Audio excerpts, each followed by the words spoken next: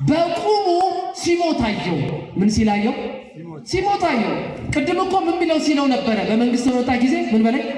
ስለዚህ ዞር ሲል ክርስቶስ ከሱ ቀድሞ ምን ብሏል ብያቸዋለሁ? ሞቷል። የሞቶ እንኳን ማንን አመነው? ክርስቶስን አመነው። ሞቶ እንኳን እውነት ነው። ሞቶ እንኳን ማለት ምን ማለት መሰላችሁ? አምላክ የሚሞት አይደለም። ቅድም ተናግሬዋለሁ። ሞተ በስጋ እንላለን። እግዚአብሔር ዝም ሲል የሌለ መስሏችሁ ለመካድ የተዘጋጃችሁ፣ እግዚአብሔር ለጥያቄያችሁ ብዙ ዘመን ላደረግነው ነገርና ለጣርነው ነገር ልንይዘው ስንል ጉም ለሆነብን ነገር አምላክን እየጠየቅናት ዝም ስትለን እባካችሁ እንዳንክደው እግዚአብሔር ፈቃዱን ለሁላችን ያድለን። ስለዚህ ሞቶ እንኳን ክርስቶስን ምን አላደረገም? አልካደም። በጣም የሚገርማችሁ ሁለተኛው ምስጢር የዚህ ሰውዬ በጣም ትልቅ ድንቅ ነገር፣ በግራ የተሰቀለው ሰውዬ ሲከራከረው ነበረ። ምን እያለ? እንዴት ትለምነዋለህ? እሱ አዳኝ ቢሆን ኖሮ ራሱንም ያወርድ ነበረ። አያችሁ፣ እንኳን እኛን ሊያወርድ ራሱንም ከመስቀል ሊያወርድ አልቻለም። በግራ በኩል ጠላት ቆሞበታል። በመሃል ላይ ደግሞ የተማመነው አባት ሞቷል።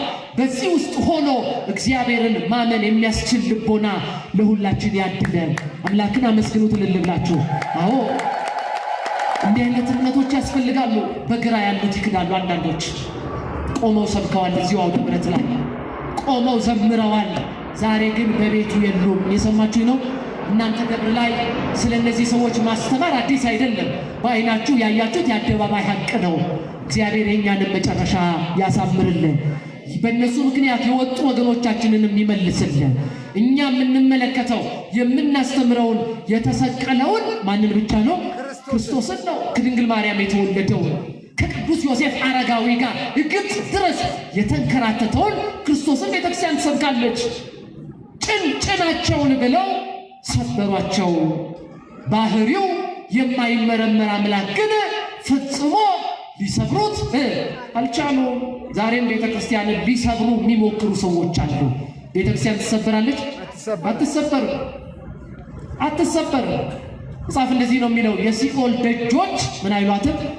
አይችሏትም።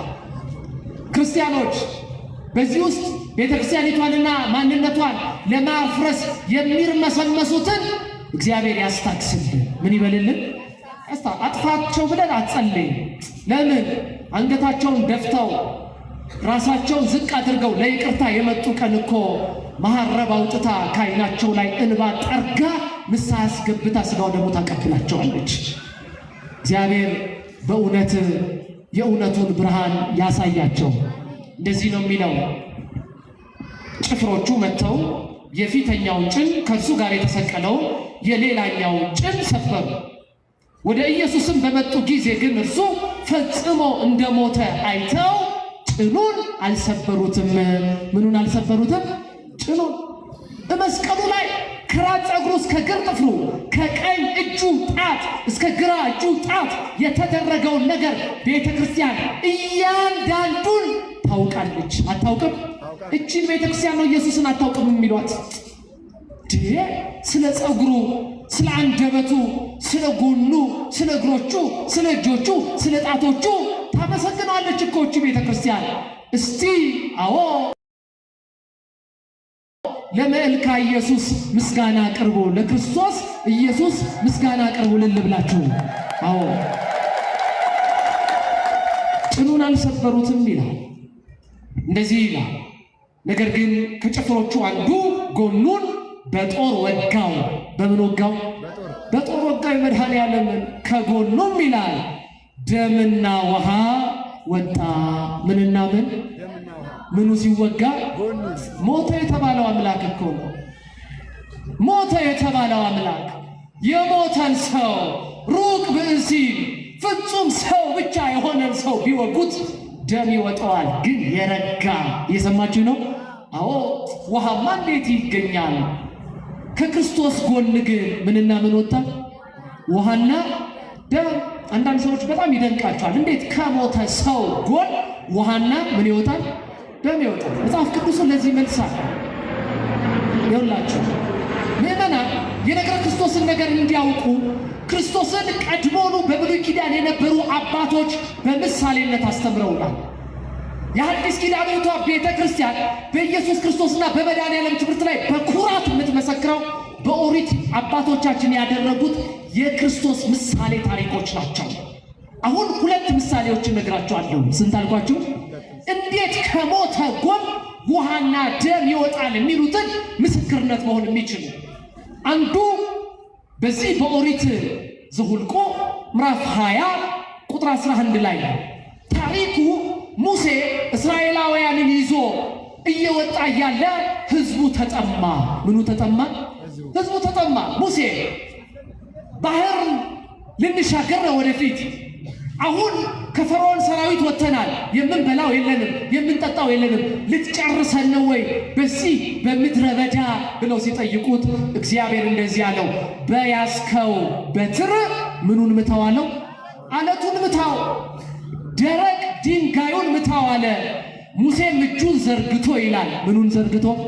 ጮክ በሉ ፈልገዋለሁ። ምኑን ዘርግቶ?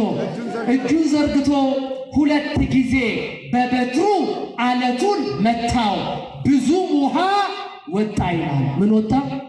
ምኑ ሲመታ? ጮክ በሉ። አለቱ ሲወጣ ውሃ የለውም የተባለው ድንጋይ ውሃ ካወጣ የሕይወት ውሃ ያስገኘ አምላካችን ጎኑ ሲወጋ ምን ወጣ? ውሃና ደም።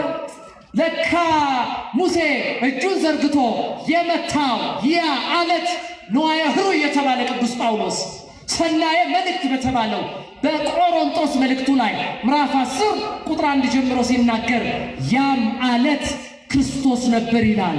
ያም አለት ማን ነበረ? ሙሴ የመታው አለት ማን ነበረ? ክብር ምስጋና ለአምላካችን ስጡ። ስለዚህ እነሆ ከሞተው ሰውነቱ ላይ ሳናይ የሚሸፍን እኮ ብዙ ነገር አለ። ክርስቲያኖች ስለያዘንና ስለተጨነቀን ብቻ እንዳታስቡ። ከያዘን በላይ የያዘልን ማን ይበልጣል? እግዚአብሔር ይበልጣል። እንደኛ ኃጢአትና እንደኛ በደል እኮ ንስሐ አባት አልባ ሆነናል። ንስሐ ከገባን አንዳንዶቻችን አናውቀውም። የቤተ ክርስቲያኒቷን የውስጥ ቀለም አይተን አናውቅም። ሥጋው ደሙ ከተቀበልን ቆይተናል።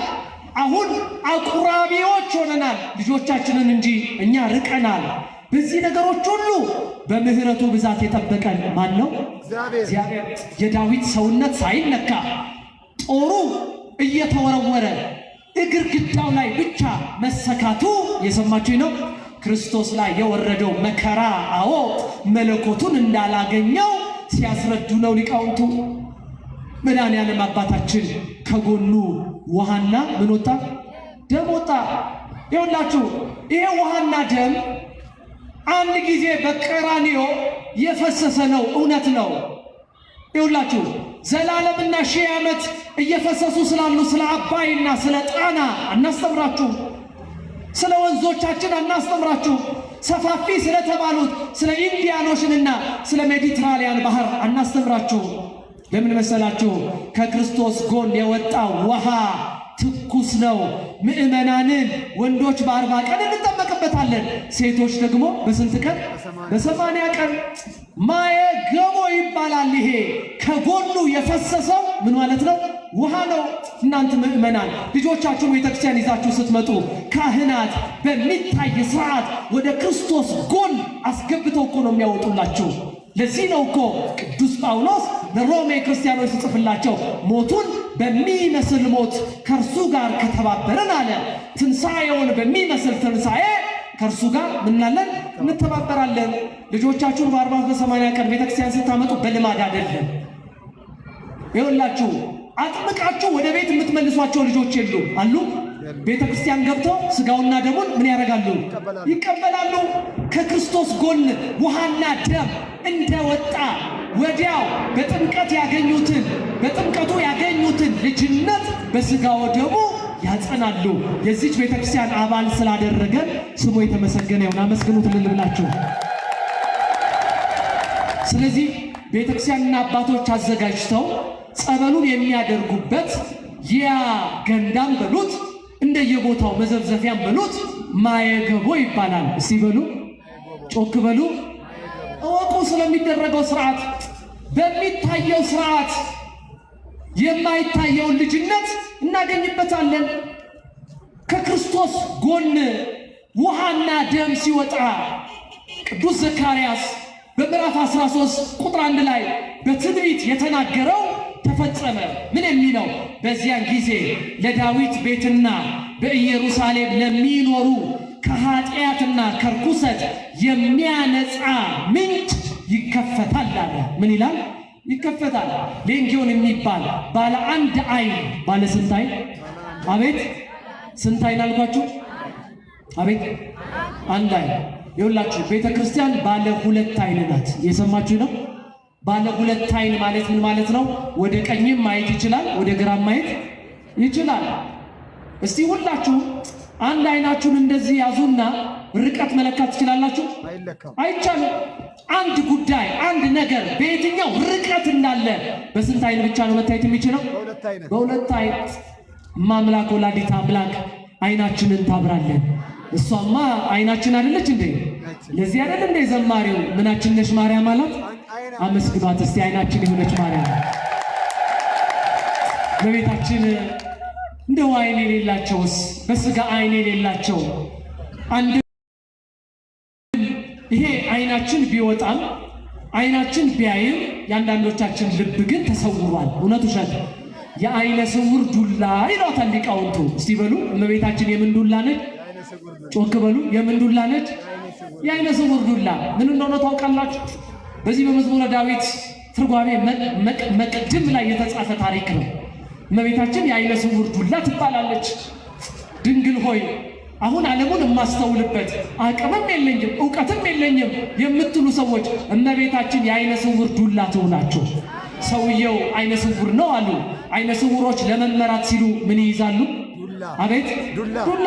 ከጎባጣው ለመራቅ ከጉድጓዱ ላለመግባት።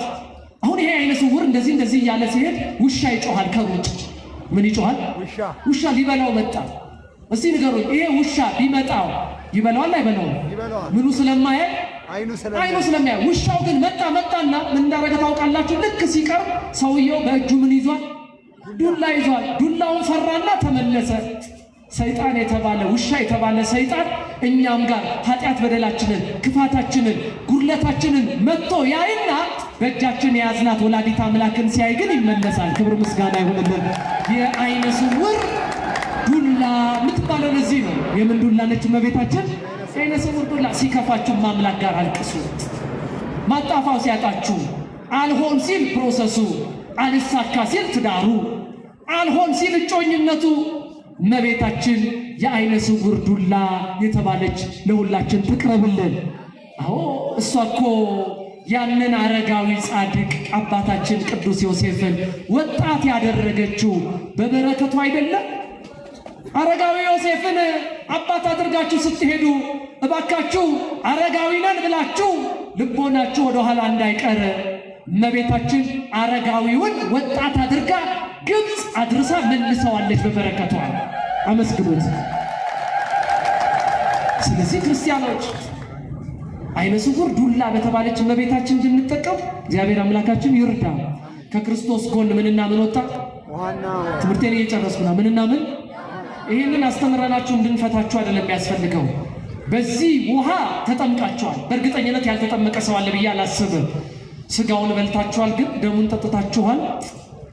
ክርስቲያኖች በመጨረሻ ከሞት ስንነሳ የክርስቶስን ስጋና ደም እንድንበላ ደግሞ የበላነው ስጋና ደም እንዲያድነን ፈቃዱ ይሁንልን።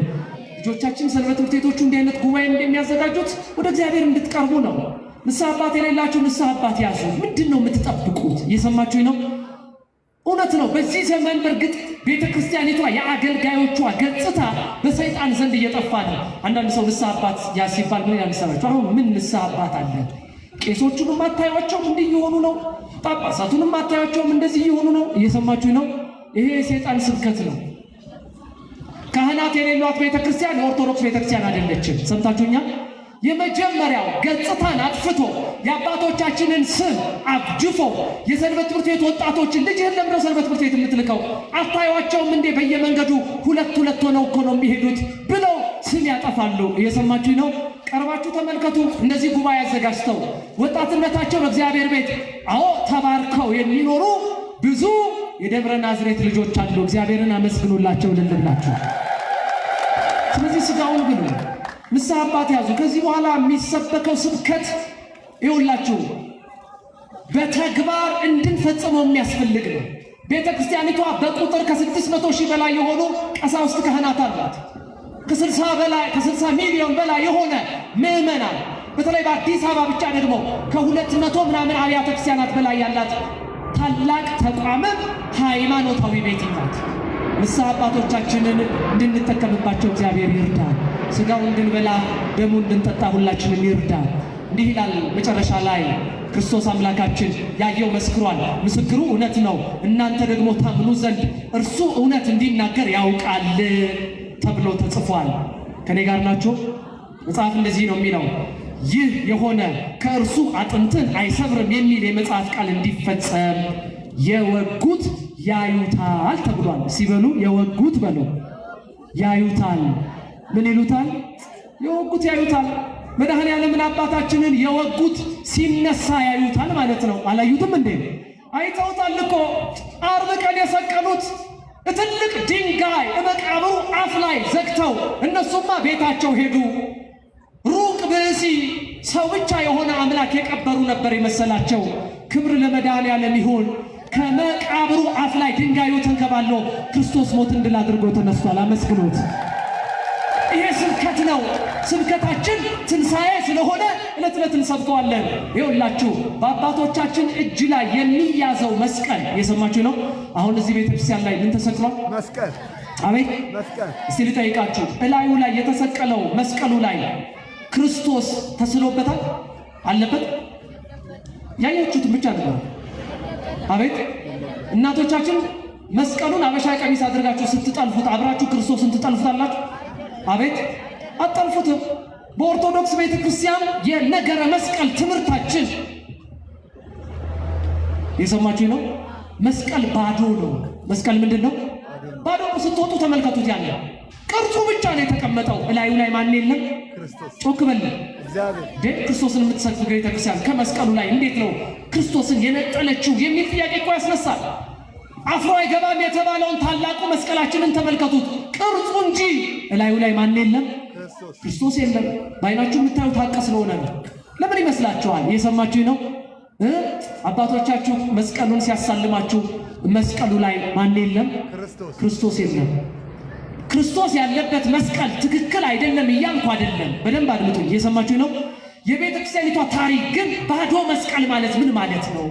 ባዶ መስቀል ማለት ክርስቶስ ከሞት ተነስቷል። ከዚህ በኋላ መስቀሉ ላይ የምትፈልጉት ተሰቅሎ የቀረ ኢየሱስ የለንም። ሞትን ድል አድርጎ ምን ብሏል?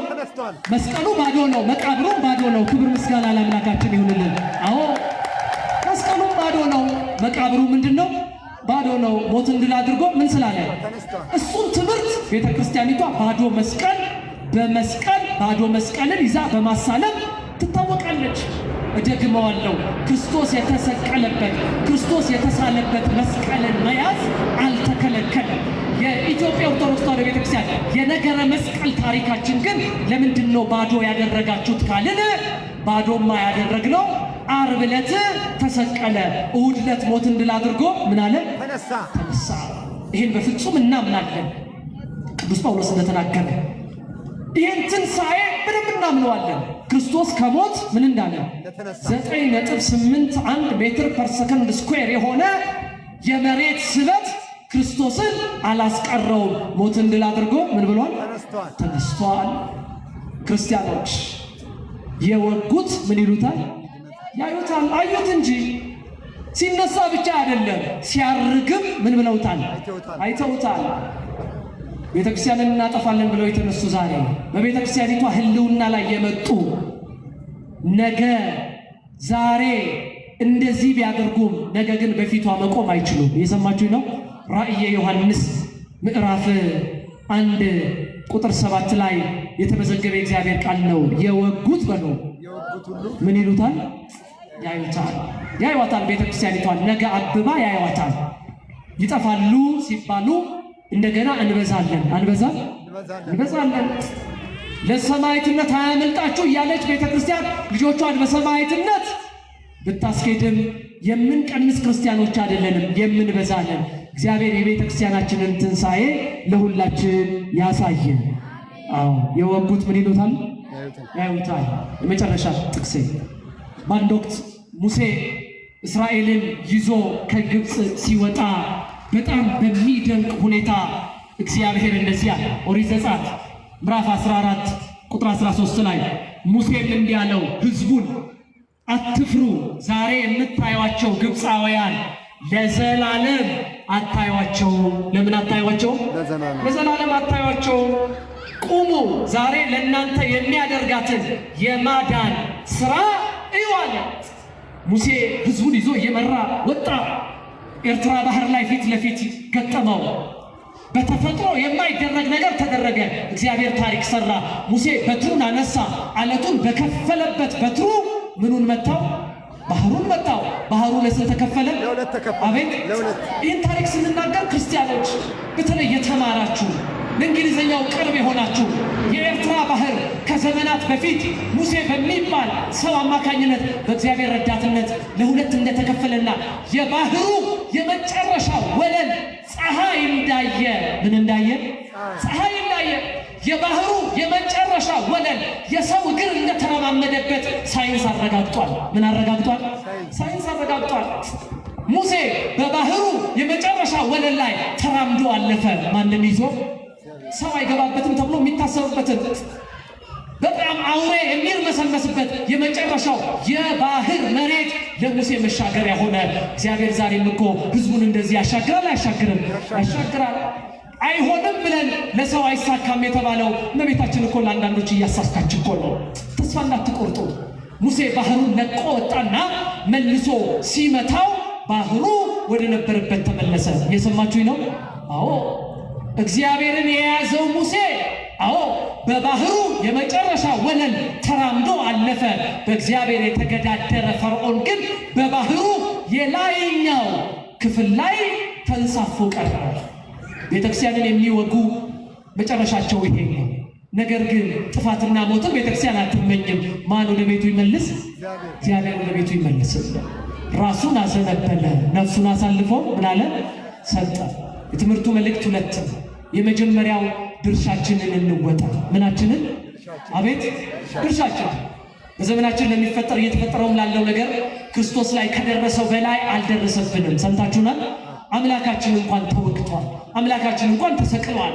ዛሬ በሞቱ እንመስል ዘንድ ከሞቱ በረከት እናገኝ ዘንድ ከፈተና ውስጥ ያስገባን አምላክ ነው። ጌታችን የተገረፈው ስንት ነው? 6600 አቤት! በእኛ ዘመን እኮ እኛና ቤተክርስቲያን ላይ እየደረሰ ያለው መከራ አንዷ ጅራፍ ነች። ስንት ነች? አንዷ ጅራፍ ነች። እግዚአብሔር ከሞቱ በረከት እንድንካፈል ሁላችንም ያደርሰን። ስለዚህ በረከታችንን ለማስወ ድርሻችንን ምን ማድረግ? መወጣት። ወጣቱ ድርሻውን ይወጣ። ምን ማለት መሰላችሁ? ሀብት ያላችሁ በሀብታችሁ ቤተክርስቲያንን አግዟት። እውቀት ያላችሁ ጠጋ ብላችሁ አማክሩ። ሰብሰብ ብላችሁ በማህበር ምን እናግዝ በሉ። አሁን እየሄድንበት ያለው ርቀትና መንገድ ዘመኑን ሰይጣን ተጠቅሞ ቤተክርስቲያኒቷን ሊገዳደርበት እየመጣ ነው።